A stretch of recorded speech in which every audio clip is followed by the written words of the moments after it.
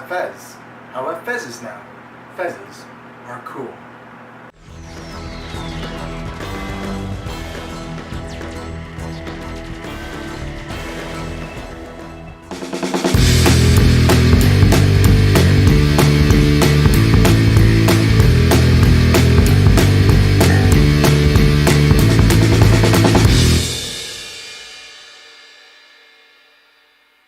Hey guys, name's Jay Shrek, and I am back with an exciting video that I've been working on. It took plenty of time because I had to go through and watch a lot of Doctor Who episodes, and it took more time than I really wanted to just to even get this video together. And now I am here to say, with the announcement and everything, just how the new series is coming with Jodie Whittaker as the Doctor, starting this fall, October, coming so soon. It's coming.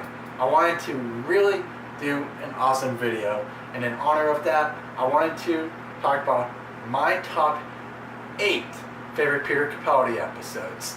Eventually, I may or may not get to and do my favorite David Tennant episodes and favorite Matt Smith episodes.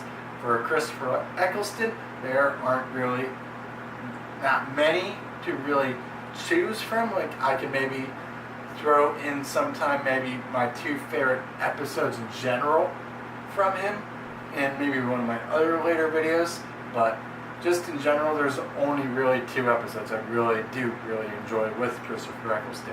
I'm not saying he's a bad Doctor, but I really don't care for him as much as all the other actors that have portrayed the Doctor. But without further ado, let's dive right into this list. Starting at number 8, we have Robot of Sherwood. This is from the first series with Peter Capaldi, series 8. This was the second or third episode of the season, and it was pretty exciting as it was, being the fact that we have Clara Oswald, we have just in general the whole new Doctor, and we didn't really see that much of the Doctor that a lot of people liked right off the bat. And within this episode, we really got a good sense of who Peter Capaldi's Doctor was.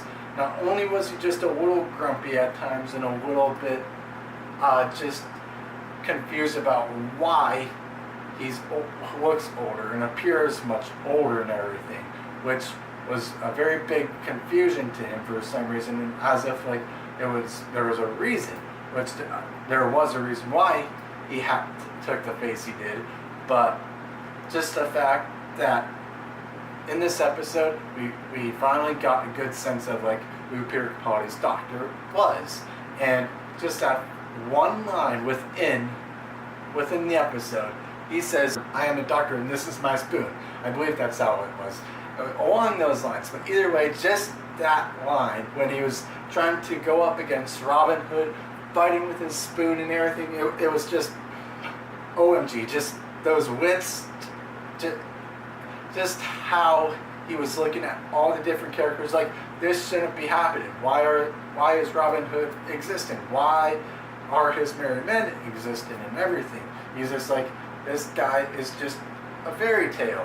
It's just a story and everything. And just the way he goes about throughout the episode and trying to figure out what's going on, and so confusion while just Clara is getting so caught up within the whole story and everything about how they know how the story goes with the whole arrow and the whole contest, winning that golden arrow and everything.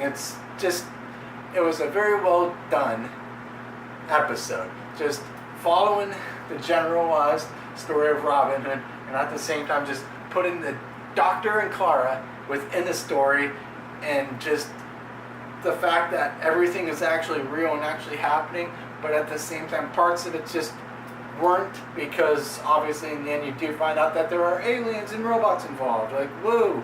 What do you expect from a Doctor Who episode? But that is what the whole episode is, and it has a good feeling, and just the episode itself was a really well done, really put together episode, and the whole story was executed very well for everything. I love the acting from the actor who portrayed Robin Hood. His merry men didn't really make that much of a role in the episode. Like, they were okay, but then we did get like the king or the prince, not the king, but and his role was pretty good and everything. Just how everything worked. Like I said, it was really well done, really put together episode. That's all I have to say about Robot of Sherwood. Now we have at number 7, the Magicians Apprentice and the Witch's Familiar duo episode, 2-part episode. That's one thing I forgot to say. I'll be if there's any episodes or whatever that have like a continuous story like that, and they're 2-part or 3-part or whatever, I will be including them as the whole story, not just the individual episodes, because you get the whole story from it, and I am talking about the whole story. Especially with these 2 episodes. They really mesh both together. You really get the full, complete story. Just the fact that a doctor himself was able to, went back in time, saw Davros as a young kid, and pretty much abandoned him, and then from what you heard at the beginning, and you just hear the message and everything from Davros himself, and just saying that he remembers and everything. And the doctor himself is just trying to hide himself from all of this, and can't believe all this happened, and that he feels like almost he is the reason why Davros and the dogs and everything exist and everything. So like, it's almost as if he was trying to keep himself away, but then he gets himself involved again when Missy and Clara got involved with the whole situation, with the whole planes freezing and everything, just Missy just messing around and everything. Missy in general, her role within these episodes is fantastic. I love her as a character.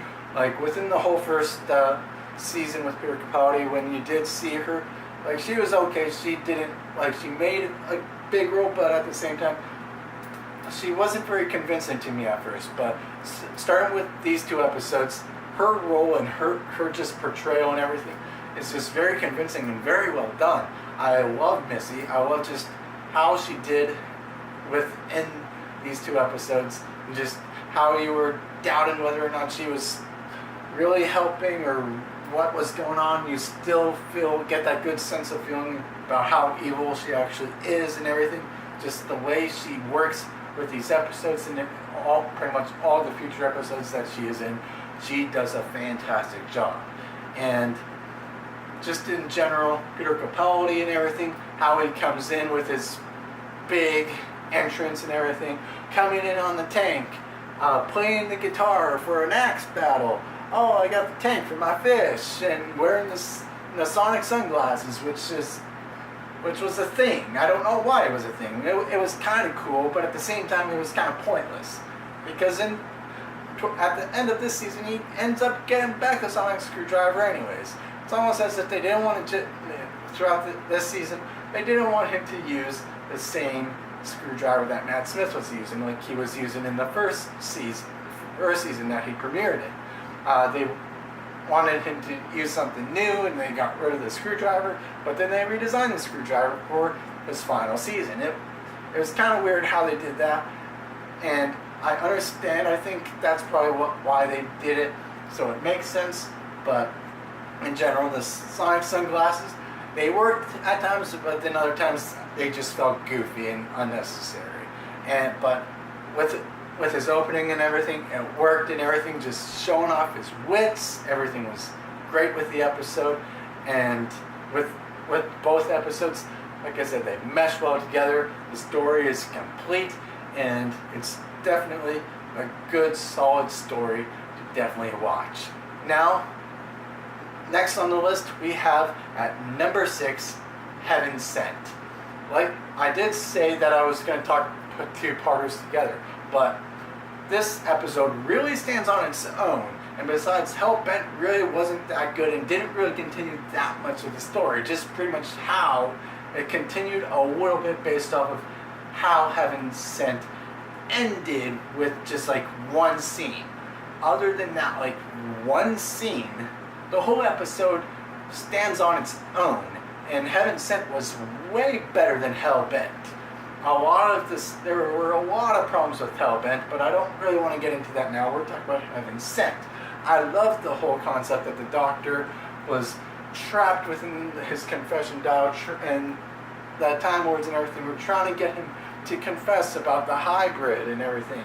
That hybrid is like part dog or part human or whatever, or not part human, but it was either like part human, part Time Lord, or part dog and part Time Lord. It was like kind of weird. They were just trying to get that information from him, but he was kind of like refusing, and he kept going through this whole routine for like ever, and you didn't realize that he was trapped in there and going through the same routine constantly all the time until like within the last like 10-15 minutes of the episode, when you're like, holy crap. But you kind of pick up on that a little bit throughout the beginning and everything as he's going through the castle trying to avoid this like death figure from killing him. But anyways, he comes back anyways, and he's chopping away at that big wall of diamond and everything, because he knows that as soon as he gets through that, he'll be safe. Like, he does confess things to, but it's not the things that the Time Lords want from him, and just the fact that he has the knowledge and everything, but isn't compliant to their terms and everything throughout the episode. It's very interesting, and just how the episode is, and just it's just very chilling. It's a very well done episode, very well executed. Peter Capaldi, he's just fantastic as an actor, does a great job as a Doctor. Even in the episodes that aren't as good, he does a good job as the Doctor and acts very well. It's just some of the storylines just don't work well, and this is one of those storylines that works very well, and just how it's executed is just fantastic. And I really don't have much more to say about Heaven Sent. But next on the list we have at number 5, we have the pilot.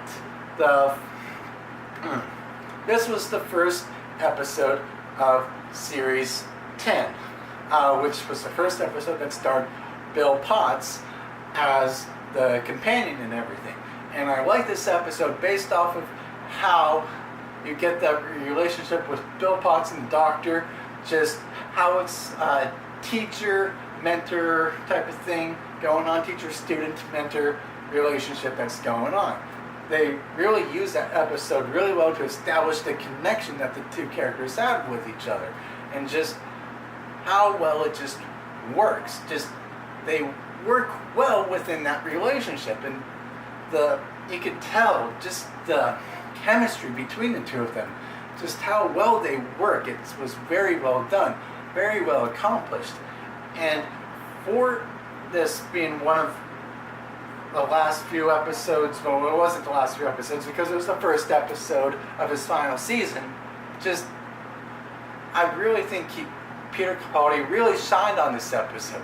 And even though from like the Husbands of River Song and everything, where we got Nardole, I didn't really care for him that much and felt like he was kind of annoying in that episode.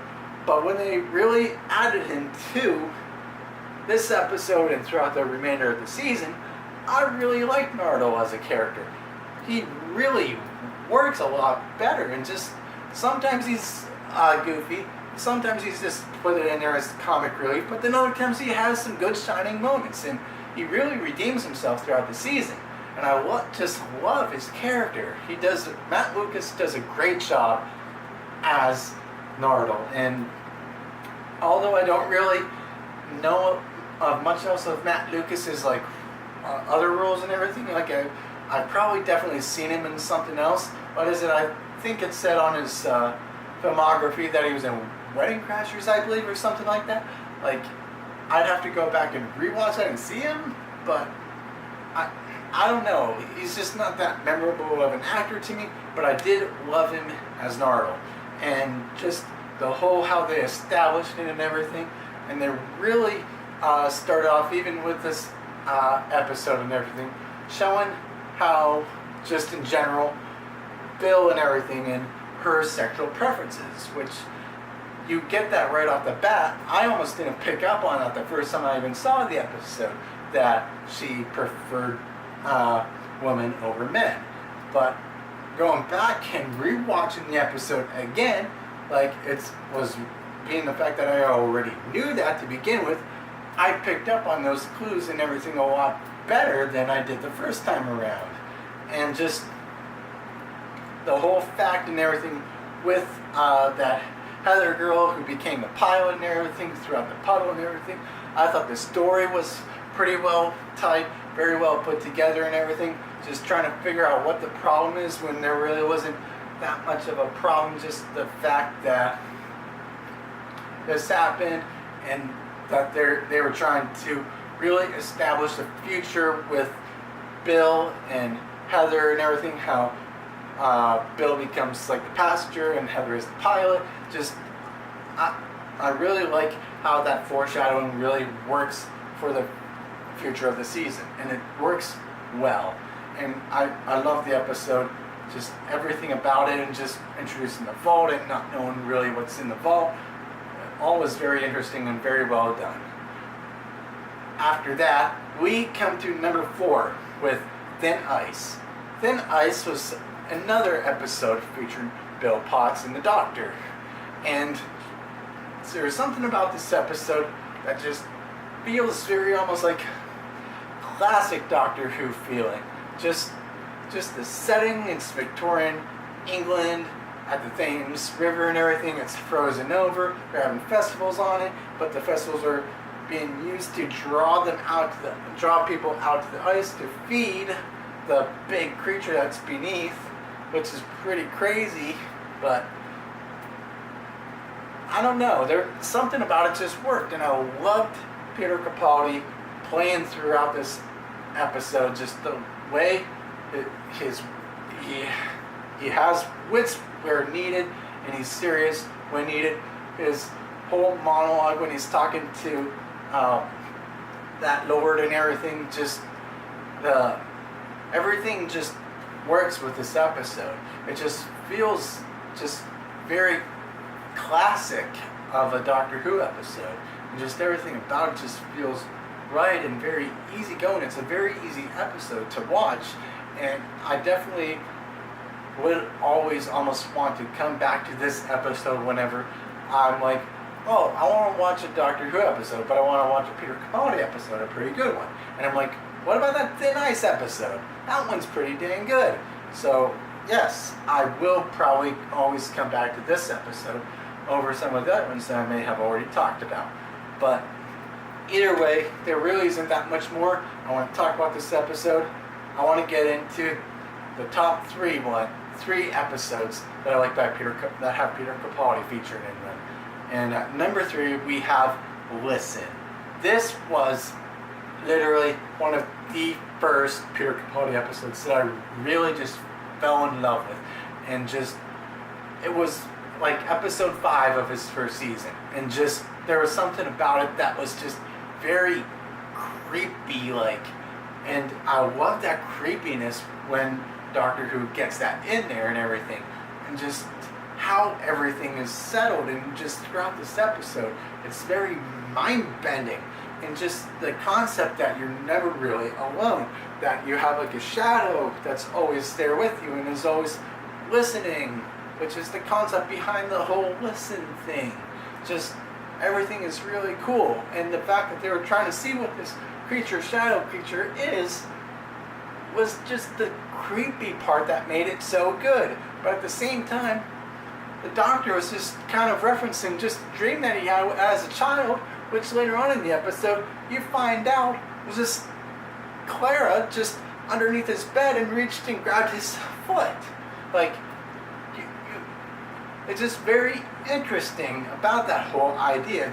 it's just very crazy that somehow she was able to actually get into the Doctor's timeline, and just the fact that she kept screwing up, and they were trying to find out the first time Clara had that dream that the Doctor's talking about, but in fact they were going back and they ended up going to her love interest's past instead, and started messing around with that and figuring out things that Clara shouldn't really even know, like the fact that Danny Pink's real name is Rupert, and he hates that name, and then she ruins it and says at her date and everything, says that his name is Rupert, and he's just like, how'd you know that? Never told anyone that, and he was just very upset. And just that establishing and everything, that whole concept and just how everything just works, it's fantastic, it's spooky, you get that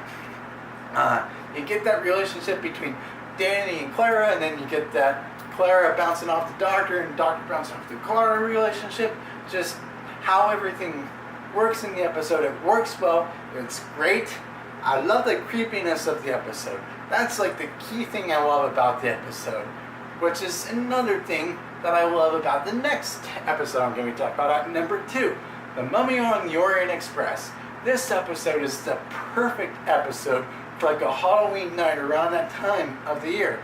And that's pretty much when this episode even premiered. It premiered right around that Halloween time initially. I remember watching it, and I remember thinking, oh my word, this really fits the setting right now and everything. It just had a good feeling, and I loved the whole episode and everything, and the concept and everything, that after 66 seconds or whatever, that person, there's only one person that sees the mummy on the train, and then after those 66 seconds are up, that person's dead. It's very, just a very interesting, well thought out, put together episode.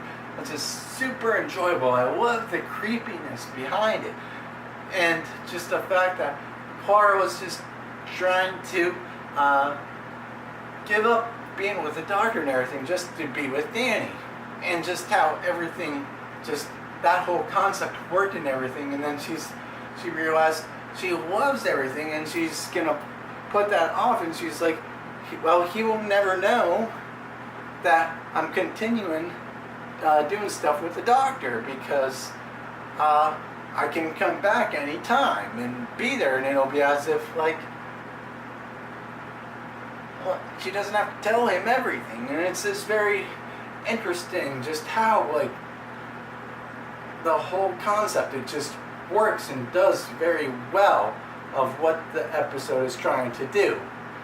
And so much about the episode that's just very well put together. The storyline is great. Even though those back characters, some of them were just okay that were throughout the episode, but most of them really had a good part. I especially really like the conductor and how like he works and talks with the Doctor, which was just very good and very just well executed on almost everything. After that being said, I have one more episode to talk about, and that episode is Empress of Mars. The last episode is a Bill Potts and Peter Capaldi Doctor episode. And just this episode, there is something about it, like I was saying about Thin Ice, it just almost feels like a classic Who episode again. And it's very well thought out. The storyline is really well put together. Just the concept and the twist that instead of the aliens invading and trying to hurt the humans and everything, it's the humans that are actually invading the Martians' planet, the Mars and everything. And they are awoken, and the one that was awoken was just using them to wake up the Queen and everything. And then they're like, these guys are invading us. We need to protect our planet and everything. And just the whole concept behind it is very interesting, and how the Doctor is trying to fix the situation and make peace and everything. It's just very all put together. And in the end, they come to an agreement and everything, where Mars and everything becomes part of like the galactic forces, or almost like the galactic UN of sorts. And there's this peace throughout Martians and throughout the remainder of the galaxy and everything. It's just very well thought out, very well put together, and I love just how the episode really comes together. Bill was great in it. The Doctor was great. The British Victorian Army, for some reason, I don't remember how they ended up on Mars to begin with, but for some reason they were there, and they were trying to find gold on Mars and trying to colonize over there because they thought it was a dead planet and everything. That part was just a little weird, but putting that aside, the rest of the episode is just very good and very, very well put together, and I just love the episode itself. The storyline is great. The story concept and everything is great. Peter Capaldi's acting is great. Bill was great in the episode. Everything about this episode was amazing. I just loved it. I adore this episode, and those are my top 8 episodes. Please let me know what you think about my top 8 episodes. Let me know what your top 8 episodes of Peter Capaldi are in the comment section down below. Give this video a thumbs up if you enjoyed it, and don't forget to subscribe for more content. And if you want to see another ranking video, you can check out my playlist of the Marvel movies down below this box right here where I am in. Or you can just click the subscribe button over down on my lower right, where you can see that logo up here as well. And I will see you guys in the next video.